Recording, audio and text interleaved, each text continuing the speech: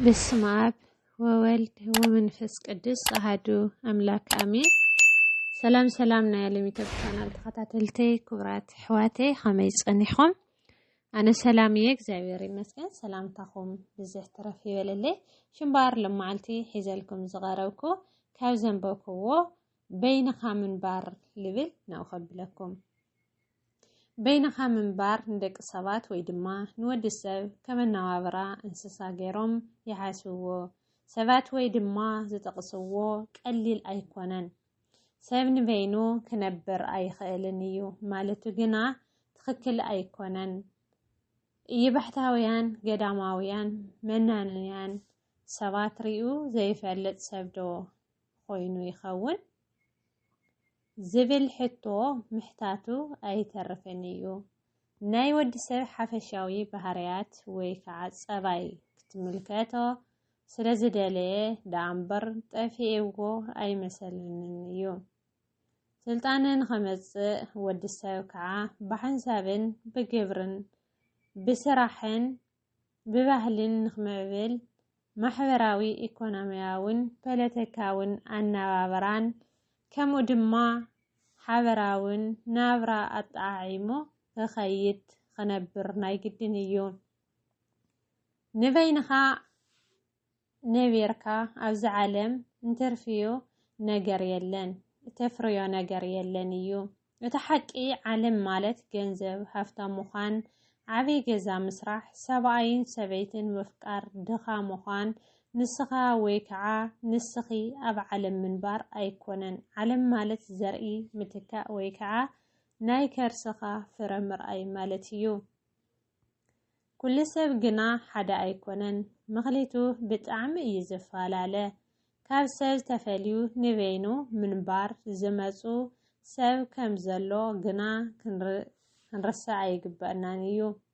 بانصارو دما بزي سب ويكعا بزي جاوتا هيوات كستماغر زي خيل سب عليو زي كلو كاب التعابيانا نايبيت سب سغطيو كاب تقوصاصارو زي تخيل وشت اوي دفيتات كمهير محوراون ايكونوماون محسيتي زباز حكا بوؤوز تلعالة سب كازي مؤمانن بنسنتكا كاز وردكا بدلات بممقاس ايو كاز سبر حكا بينخا من بار مخنيات خخون زخيل مالتيو قلا سباتون بمخنيات ناي منفساونت زنبالي بينم خوينم مس اكزيابير املاخم نترادادو خنبرو زداليو بتعمي بزحاتيوم نمثالي بحتاوتي قداماويان ويون منكوسات ويكعا فلستي سلانم سميلوم برخان قدلن طاطق زبالة أقراب زبازحو مساراويت أتمانن قبلات ننبر خالوت انسسات نبرن خالوت انسسان زقدام بحبر منبار كم بيت السزفتو قدم أناستي نقولوا خلنا بعتوتي فلستي قوصلي إنا بلعو إيوم زنورو يولنا نيروم كنريوم مس نحتت كعا حوات سوات بمخانم أي رأينان إيوم بحال نيرنا قالي سواتون كام نسنتهم بحت نابرا زمرتو سوات اللو إيوم بينها منبار بينها مخاد بينها مؤمات بينها مبلع بينها مدقاس وزته زلمدو سبات وناي اي طفونان يوم مسلا ولادون خمزي يولو بين زبلع بين موت زبل بهلنا يا بوتاتنا مسلا جنا نبزحت سبات مسب كم نحوس زغورونا ناي كساد مشنقق خوينو تزيفتونا ناو سبات نزنبر حنت عباي أراجيت سبيتي نيراني بهلا جناسة ويكعا معزة نايسب أي فتوان إياني بهلا جناب تعميز فتوى دمو نيراتني بهال كمو دما بون كتساتين كالبون نيراتني بهال ሓንቲ ጓል ሓፍተን ነቲ ናይ ገዛ ጋገል ጠም ዝተሕልወለን ሽታ ወይ ድማ ጨና ሰብ ክትኮነን እያ ተባሂላ ከም ገጽ በረከት ዝተውሃበኣ ጓል ሓፍተን ከዓ ነይራተን ግና ንነዊሕ ከይጸንሐት ሰጎጓ ይበሃል።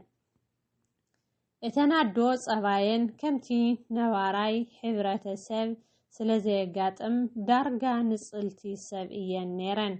ኩሉ ነገር በይነን እየን ዝገብረኦ ዝሰርሕኦ ማለት እዩ። ኩሉ ብምስጥር እዩ ዝተሓዝ ውሽጢ ገዝአን ርዮም ዝፈልጥ ሰብ ኣይነበረን።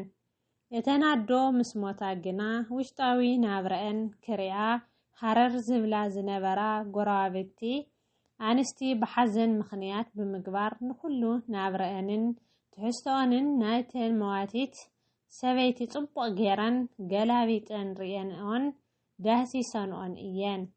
ነቲ ንብረታት ድማ መስተይ ቡነአን ብመብልዒአን መስተይአን ገይረንኦ ዝነበራ ኣብ ናይ ዝዓበየ ዓዲ ዝነብሩ ሰባት ከም ናይዘን ሰበይቲ ናብራ ዝነብሩ ብዙሓት ሰባት ከምኣን ኣይነበሩን እዮም ይበሃል።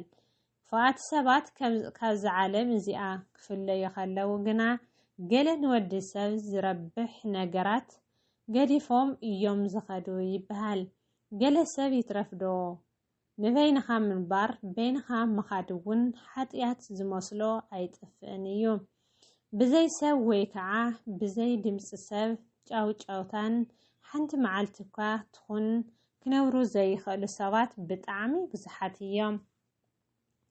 እዚ ንርእሱ ከምዚ ዓይነት ኣተሓሳስባ ሕማም ርእሲ መርዘን ማለት እዩ። እቲ ናይ ሓቂ ሰብ ብሱል ዝበሃል ሰብ ማለት ብምስተውዓልን ብስምዒት እቲ ንበይኑ ይኹን ኣብ መንጎ እኩባት ሰባት ይኹን በይንኻ ምንባር ዝመርጽ ሰብ ብዙሕ እዩ። ንሓንቲ ደቂቓ እኳ ትኹን በይንኻ ትከውን ዘይትኽእል ሰብ እንተኾይንኻ ብስለት የብልካን ማለት እዩ። ከም ዝኾነ ብምሁራንን ስነ ልቦናዊ ምህዞ ኣረጋጊጾምልና እዮም። ይኹን እምበር ካብ ሰብ ተፈሊኻ ንብዙሓት ዓመታት ምንባር ናብ ጽላል ከድህበልካ ይኽእል እዩ። ናብ ጽላለ ከድህበልካ ይኽእል እዩ። ከመይሲ እቲ ምስ ሰብ ኮይንካ ክትማዕብሎ ዝግባእካ ናይ ሰብኣዊ ርክባት ባህርያት ጸባይካ ቀስ እናበለ ስለ ዝሃስስ ዝጠፍእን እዩ። ሓደ ሰባት ዘረባ ኸለና ዘረባ ከኣልና ኢሎም እቲ እኸለ ዝበሃል ሰብ ከም እንስሳ በይኑ በረኻ ንበረኻ እዩ ዝሃድም ይብሉ። ግና ኣብ እንስሳታት እንተረአና ወይ ከዓ እንተተመልከትና ነባሪ በይኑ ክነብር ከሎ ኣህባይን ሓራምዝን ግና ብጉጅለ እየን ዝነብራ። ይኹን እምበር ነባሪ በይኑ ይኹን ወይስ ምስ ካልኦት ተጸምቢሩ ዝምሕረሉ ወይ ድማ ህበይ ሓርማዝን በበይንና ንኹን ብጉጅለ ክንከውን ኣይንኽእልን ዝብል ሓሳብ ከምፁ ኣይተመደበሎምን። ስልጣንን ናይ ዘመናዊነት ምዕባለን ስለ ዘይብለን ኣይኮነን ዘዘዋፅኦም እንተገበሩ ኣይበደሉን እዮም። ሰብ ግና ምስኪን ክምዕብል ክስልጥንን ስለ ዝተፈጠረ ይመስለኒ ንዓይ ከይነገረ ከይሓበረ ድማ ክምዕብል ክስልጥንን ስለ ዘይኽእል ብሕብረት ክሰርሕን ክነብርን ግድን እዩ ዝበሃል ሰብ ኣይጠፍእን እዩ። ይኹን እምበር በይንኻ ምንባር ትርጉም ዝህልወስ ቁም ነገር ምስ እትሰርሕ ጥራይ እዩ። ባሕታውያን ገዳማውያን መነኮሳት ድማ መናነን ፈለስቲ ኮይንኻ ኣብ በረኻ በይንኻ ምንባር ነቲ ሕብረተሰብ እንታይ መኽሰብ የምጽአሉን ግና ኣብ ኣደባራት ኮይንኻ መጽሓፍቲ ምትርጓምን ታሪኻትን ቅርስታትን ምዕቃብን ንዓለም ዓብዪ መኽሰብ እዩ ዝመስለኒ ብንሃተይ ኣረኣእያ። እዚ ድማ በቶም ኣብ ማእኸል ዘመን ዝነብሩ ፈለስቲ ገዳማውያን ባሕታውያን መናንያን መነኮሳት ተመስኪሩ እዩ። ብቕንዕናን ብእምነትን እትገብሮ ስራሕ ኩሉ ኣብ ቅድሚ እግዚኣብሔር ኣምላክ ከም ጸሎት እዩ ዝቑጸር ይበሃል። ብመንጽር እዚ ድማ ውሕዳት ሊቃውንቲ ቤተ ክርስቲያን ካብ ሰብ ተፈልዮም ኣብ ገዛ ተዓጽዮም ንዓለም ዝረብሕ ብዙሕ ነገራት